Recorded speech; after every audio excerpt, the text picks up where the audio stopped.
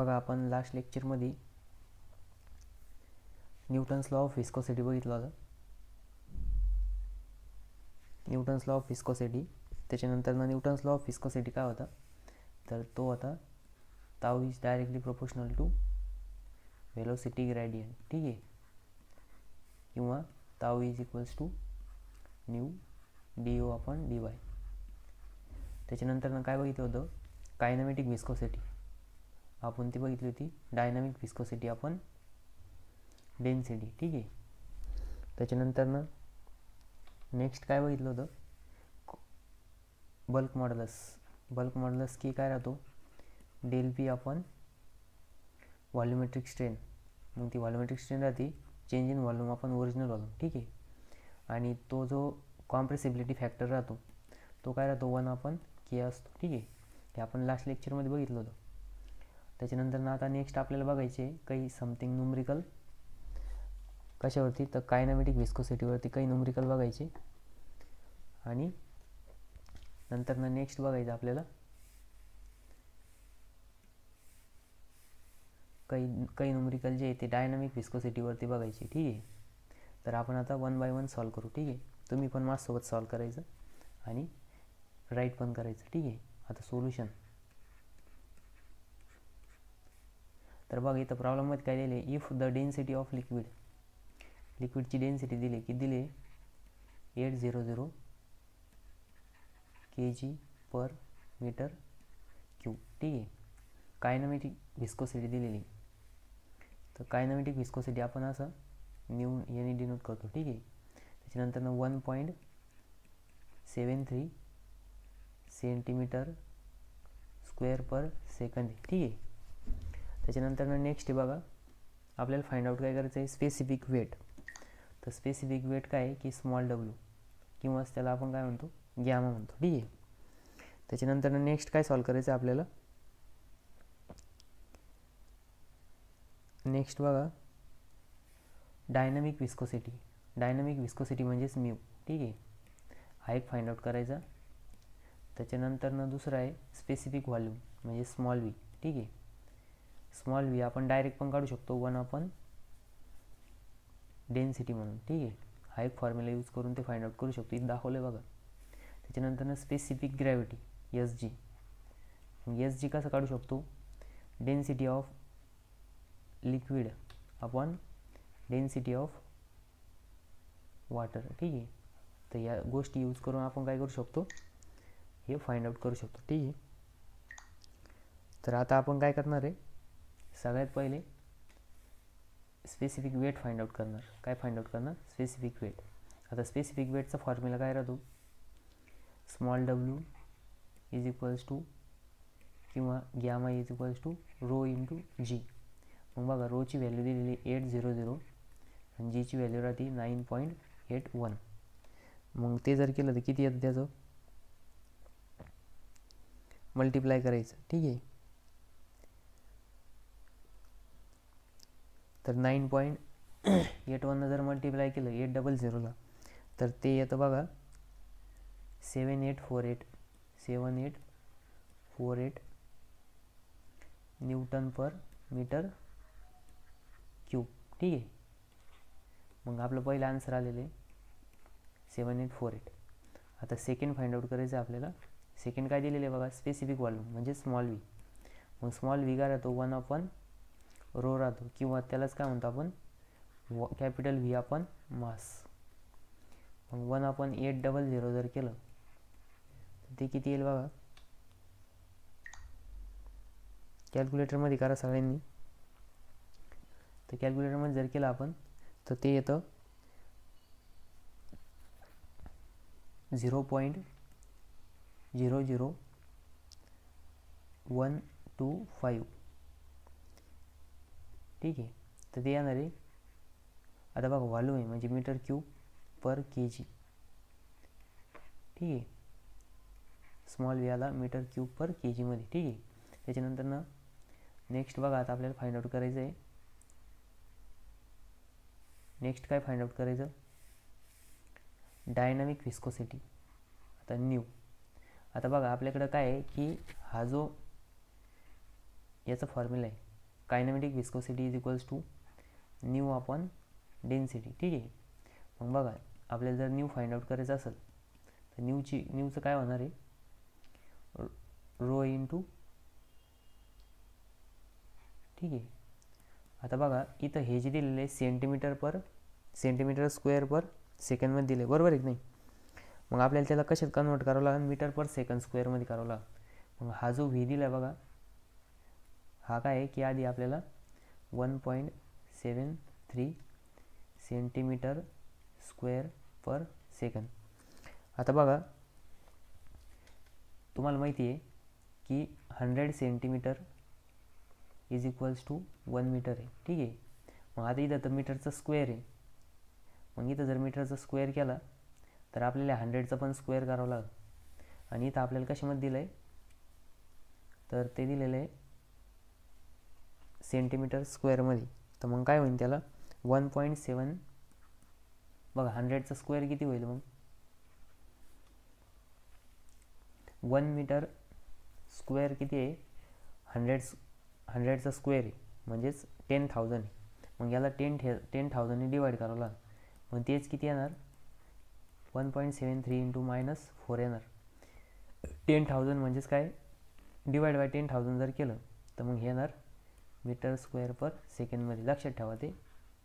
त्याच्यानंतर ना बघा आता इंटू डेन्सिटी करायचं. मग mu is equals to 1.73 into 10⁻⁻4 into 800. ठीक आहे. मग ते जर तुम्ही केलं कॅल्क्युलेशन तर ते किती येतं बघा, कॅल्क्युलेटरमध्ये करा सगळ्यांनी.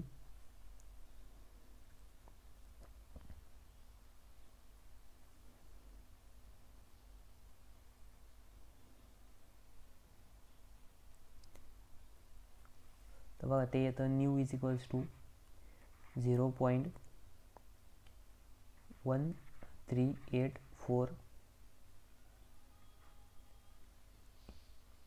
Newton second per metre square. ठीक आहे. हे काय येतं, आन्सर येतं.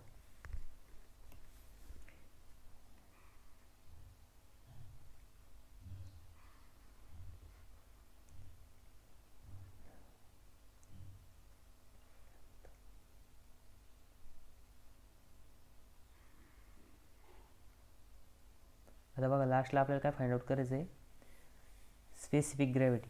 आता बघा स्पेसिफिक ग्रॅव्हिटीचा फॉर्म्युला काय राहतो, हे काय होतं सेकंड टर्म, थर्ड टर्म होतं. ठीक आहे. आता लास्टची टर्म फाइंड आउट करायची आपल्याला, एस जी. मग S G equals to row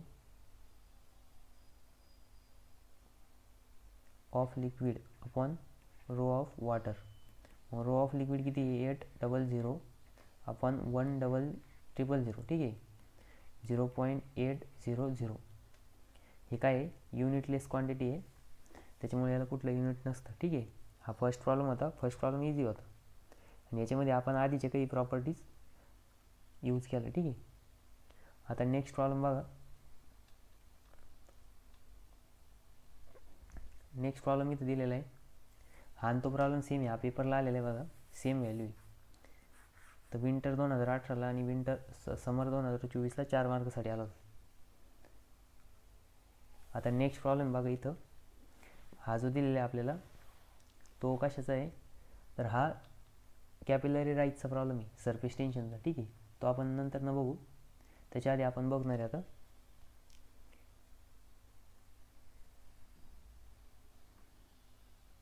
हा एक प्रॉब्लेम बघणार आहे. ठीक आहे. आता बघा इथं काय दिलेलं आहे आपल्याला,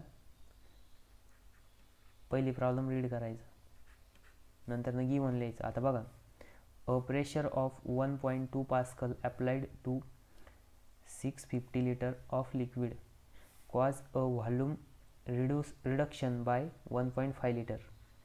त्याच्यानंतर ना 1.5 litre respectively. Calculate the bulk modulus of elasticity for the liquid.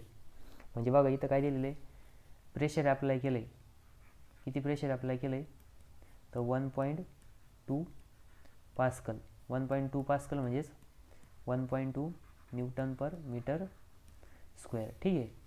त्याच्यानंतर ना व्हॉल्यूम जे दिलेलं आहे ते दिलेलं आहे 650 लिटर. मग 650 लिटर म्हणजे काय राहतं,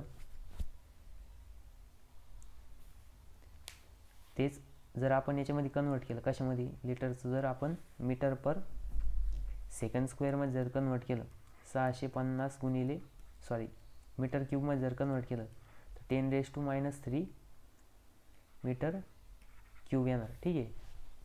आता बघा आपल्याला काय फाइंड आउट करायचं सांगितलं त्यांनी, बल्क मॉड्युलस.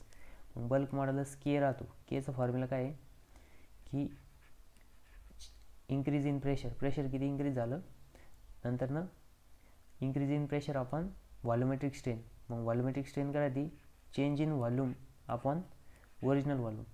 ठीक आहे. मग प्रेशर किती इन्क्रीज झालं, 1.2 अपॉन, बघा इथं आता आपल्याला 1.5 लिटर दिलेलं आहे, म्हणजेच तो डेल व्ही दिला आहे.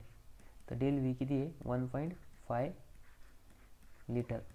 मग त्याला कशामध्ये कन्वर्ट करायचं, मीटर पर सेकंड मीटर क्यूबमध्ये कन्वर्ट करायचं. मग 10⁻³ मीटर क्यूब येणार. ठीक आहे. मग इथं लिहायचं बघा ते 1.5 × 10⁻³ अपॉन 650 × 10⁻³. मग बघा हे कट होणार. त्याच्यानंतर त्याचं जर कॅल्क्युलेशन केलं तर के इक्वल्स टू किती येतं बघा. ठीक आहे. तर कॅल्क्युलेटरमध्ये करा सगळ्यांनी. तर बघा त्याचं आन्सर जे ते येतं 520 न्यूटन पर मीटर स्क्वेअर. बघा आता मीटर स्क्वेअर कसं काय आलं, तर पास्कलचं युनिट राहतं बघा इथं, Newton per metre square upon इथं किती होतं, मीटर क्यूब, आणि इथं खाली किती होतं, मीटर क्यूब. मग बघा हे मीटर क्यूब कट झालं, फक्त इथं काय राहिलं, न्यूटन पर मीटर स्क्वेअर. ठीक आहे. तर हेच आपलं काय फायनल आन्सर आहे. त्याच्यानंतर नेक्स्ट प्रॉब्लेम बघू आपण आता, कॅपिलरीज. बघा हे प्रॉब्लेम थोडा मोठा आहे, तो वाचायचा पहिले नीट, नंतर ना बघू आपण. ठीक आहे. सोल्युशन. मग बघा इफ फाइंड 5 mm डायमीटर. बघा इथं डायमीटर किती दिलं आपल्याला, 5 mm. ठीक आहे. म्हणजेच किती दिलं आहे, 0.005 मीटर. ठीक आहे. त्याच्यानंतर ना glass tube is immerse in water. कशामध्ये इमर्स केली, वाटरमध्ये. ठीक आहे. And contact angle is 5 degree. Contact angle किती आला, 5 डिग्री आला, म्हणजेच थिटा 5 डिग्री. ठीक आहे. त्याच्यानंतर ना capillary rise takes place surface tension for water, म्हणजे सिग्मा किती दिला आहे, 0.074 न्यूटन पर मीटर. मग फाइंड आउट काय करायचं सांगितलं आहे,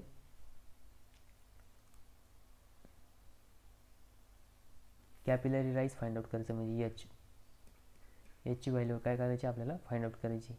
मग बघा आता एचचा फॉर्म्युला काय राहतो, एच इज इक्वल्स टू काय राहतं, एचचा फॉर्म्युला 4 सिग्मा कॉस थिटा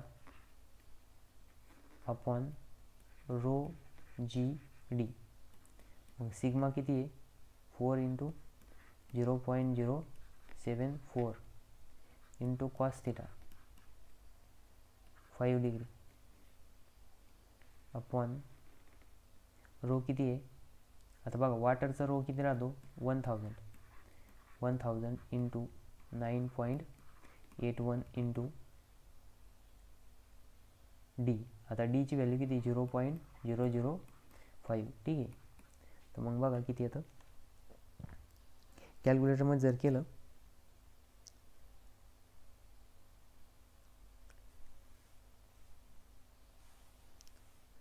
तर त्याचा आन्सर आहे बघा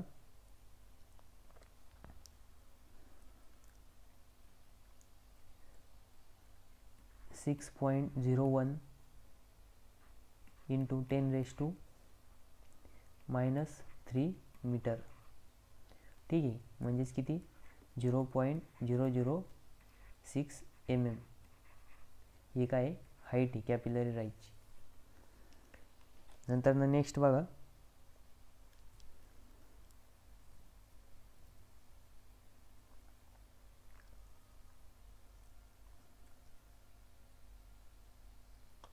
सॉरी हे मीटरमध्ये आलंच, आपण हे केलं तर ठीक आहे. जर याला आपण मध्ये जर कन्वर्ट केलं तर हे किती येणार आहे, 6.01 येणार आहे. ठीक आहे.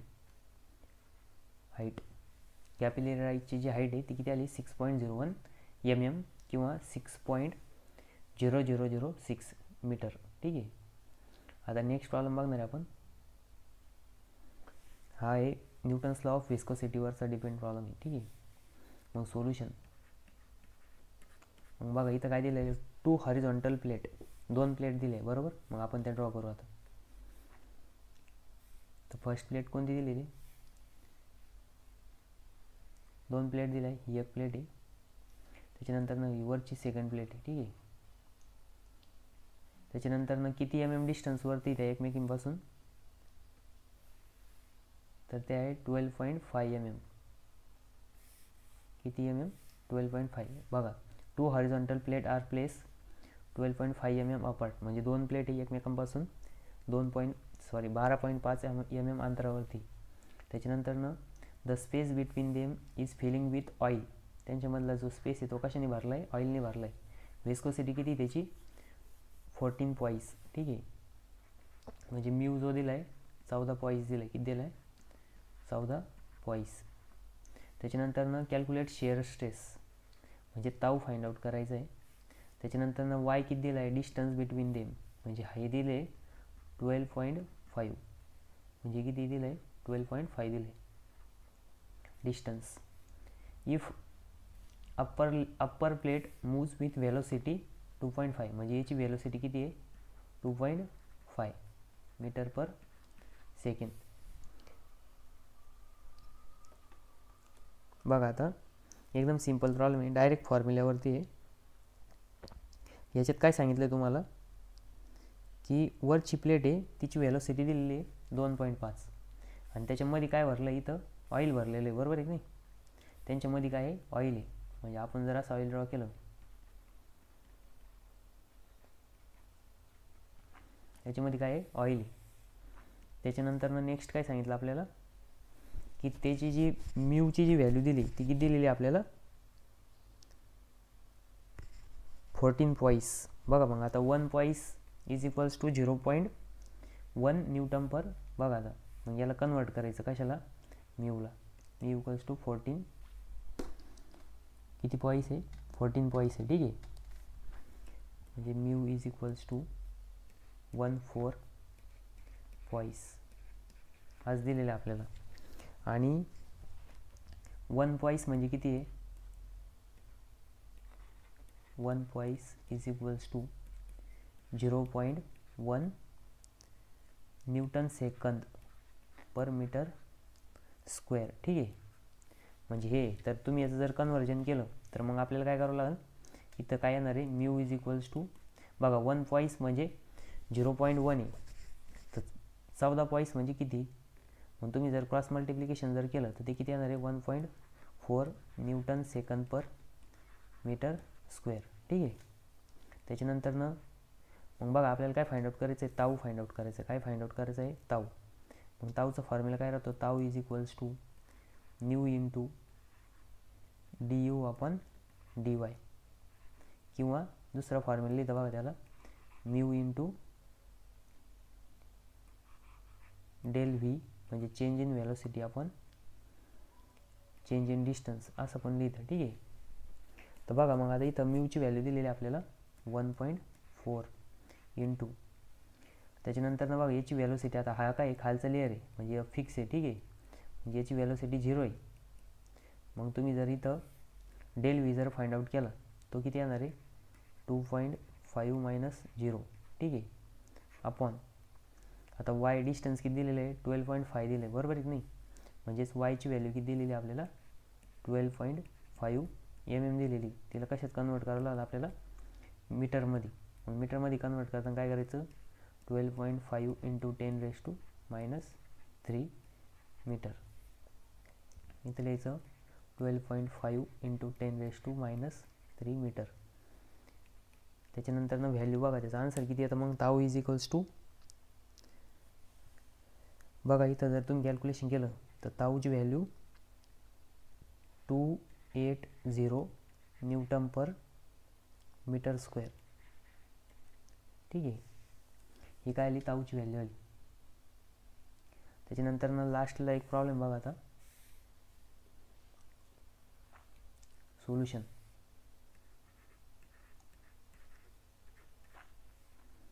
तर बघा इथं काय आहे की velocity distribution over plate is given. म्हणजे एक प्लेट आहे तिच्यावरती व्हेलोसिटी प्रोफाईलचं डिस्ट्रीब्युशन दिलेलं आहे. ही काय एक प्लेट आहे गिवन, काय velocity distribution over a plate is given v is equals to 2/3 y minus y square, where v is the velocity in meter per second at distance. बघा इथं distance किती, distance y metre, y काय इथं हे distance दिलेलं आहे. ठीक आहे, आणि त्याची काय दिलेली व्हेलोसिटी दिली above y metre above the plate. Determine the shear stress at 0 and y is equals to 0.15 metre. आणि म्यूची व्हॅल्यू दिलेली 8.63. बघा आता म्यू किती दिलेला आहे 8.63 पॉईस. मग पॉईसचं जर आपण कन्वर्जन केलं कशामध्ये न्यूटन सेकंड पर मीटर स्क्वेअरमध्ये, ते किती येणार आहे 0.863. म्हणजे 10ने डिवाईड करायचं Newton second per metre square. ठीक आहे, त्याच्यानंतर नेक्स्ट बघा आपल्याला व्हेलोसिटी दिलेली व्ही किती दिला आहे 2/3 y minus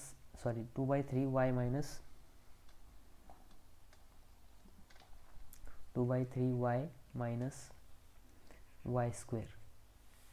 मग बघा आता आपल्याला इथं काय आहे की ताऊचा फॉर्म्युला काय राहतो, इथं काय विचारलं आहे त्यांनी शिअर स्ट्रेस विचारलं आहे. बरोबर आहे की नाही, काय विचारलं आहे शिअर स्ट्रेस. मग शिअर स्ट्रेसचा फॉर्म्युला राहतो tau is equals to mu into du upon dy किंवा mu into del V upon del Y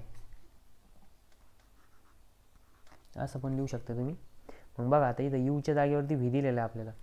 मग सगळ्यात पहिले आपल्याला काय करावं लागेल D V upon D Y करावं लागेल. मग D V upon D Y जर केलं मग बघा डेरिव्हेटिव्ह ऑफ, बघा आपण ह्या व्हीच्या जागेवर काय केलं हे व्हीची व्हॅल्यू लिहिली. इथं लिहायचं 2/3 y मायनस वायचा स्क्वेअर. मग बघा डेरिव्हेटिव्ह जर केला तर हा काय 2/3 राहणार फक्त. बरोबर की नाही, वाय निघून जाणार -2y. मग वायचा स्क्वेअर काय होणार खाली जाणार आणि वरती काय 2 - 1 1 येणार. ठीक आहे, म्हणजे काय आलं D V upon D Y आलं. बघा त्यांनी एकदा काय विचारलं आहे शेअर स्ट्रेस विचारलं आहे कधी,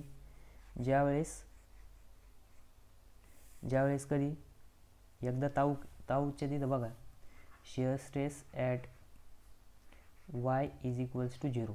मग वायच्या जागेवर जर 0 पुट केला आपण तर जो ताऊ जो आहे तो किती येणार आहे बघा आता new into D you upon D Y. मग बघा म्यू किती आहे 0.863 इंटू, बघा आता इथं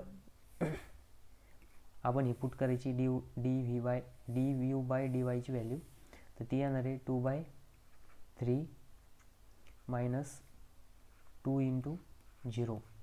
बघा ताऊ कधी आहे tau at y is equals to 0. ठीक आहे, वायच्या जागेवरती आपण 0 जर पुट केलं तर मग किती येणार बघा आता त्याचं जर मल्टिप्लिकेशन केलं तुम्ही मग बघा इथं ही टर्म 0 होऊन जाणार 0.863 इंटू आपल्याला काय करावं लागेल 2/3 करावं लागेल. मग त्याचं जे आन्सर जे येणार आहे ते किती येणार आहे 0.5756 न्यूटन पर मीटर स्क्वेअर. ठीक आहे, ताऊ ॲट 0 म्हणजेच काय आहे की त्यांनी जे विचारलं होतं ताऊ ॲट 0 म्हणजेच वायची व्हॅल्यू जर 0 घेतली तर ताऊची व्हॅल्यू किती येणार आहे, किती येणार ताऊची value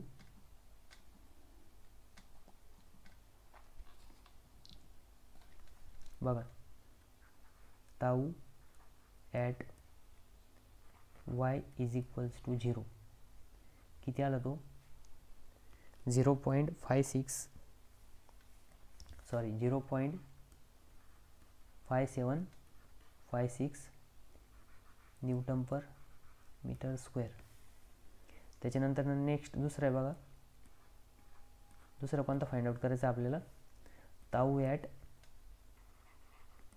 y is equals to 0.15. ठीक आहे. मग आपल्याला पहिले डी व्ही आपण डी वाय काढावं लागेल. तर डी व्ही आपण डी वाय किती आहे 2/3 मायनस 2 इंटू 0.15. ठीक आहे. मग 0.15 केलं तर किती येतं त्याचा आन्सर,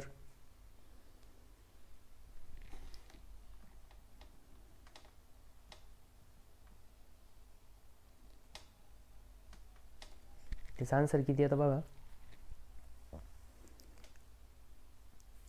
इथं 2/3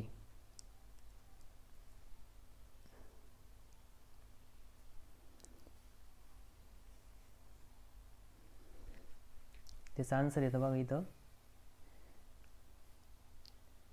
0.367. मग आता काय करायचं, tau is equals to nu into D V आपण डी वाय, किंवा तुम्ही डी यू आपण डी वाय पण घेऊ शकता. म्हणजे ते काय नोटेशन यूच्या जागी व्ही घेतलं आहे.